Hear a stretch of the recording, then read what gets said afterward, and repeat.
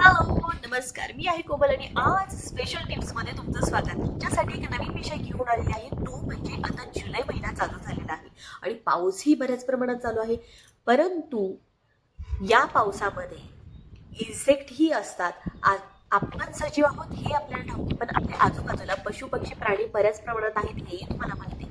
तर या थंडीमध्ये साप, विंचू, बेडूक, वाळे, गोम, मुंग्या किंवा असे बरेचसे इन्सेक्ट आहेत ते आपल्या आजूबाजूला असतात आणि ते कुठेतरी निवारा शोधत असतात, कारण तेही पावसात भिजत असतात. त्यांनाही आधाराची गरज असते. कदाचित ते आधार तुमच्या घरात, तुमच्या कपड्यात, तुमच्या वाकड्यामध्ये किंवा तुमच्या कुठल्या तरी एखाद्या आडोशाला तर पाहत नाहीये ना, तिथे तर लपत नाहीये ना, किंवा तुमची चप्पल जी सकाळी सकाळी तुम्ही शूज घालून बाहेर पडत असाल त्यावेळी तुमच्या चप्पलच्या वरती किंवा चप्पलच्या आतमध्ये कुठला साप, वाळा, विंचू किंवा कुठल्याही प्रकारचा इन्सेक्ट तर नाहीये ना, हे व्यवस्थित जाणून घ्या.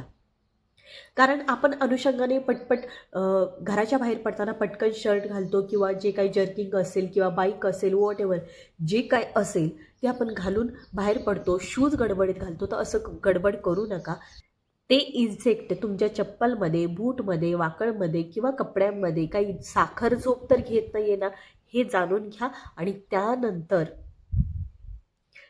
कॉन्शियसरित्या तुम्ही घराच्या बाहेर जा. त्यामुळं ही काळजी घेणं खूप महत्त्वाचं आहे. ही घटना घडतात आणि घडून गेल्यानंतर आपल्याला रिअलाईज होण्याआधी हा मी व्हिडिओ तुमच्यासाठी घेऊन आलेली आहे. काळजी घ्या, सेफ राहा, पावसापासून स्वतःचा बचाव करा, काळजी घ्या. व्हिडिओ आवडला असेल तर माझ्या यूट्यूब चॅनलला सबस्क्राईब करायला विसरू नका. याबरोबर माझ्या इंस्टाग्राम आणि फेसबुकला फॉलो करायला विसरू नका. धन्यवाद.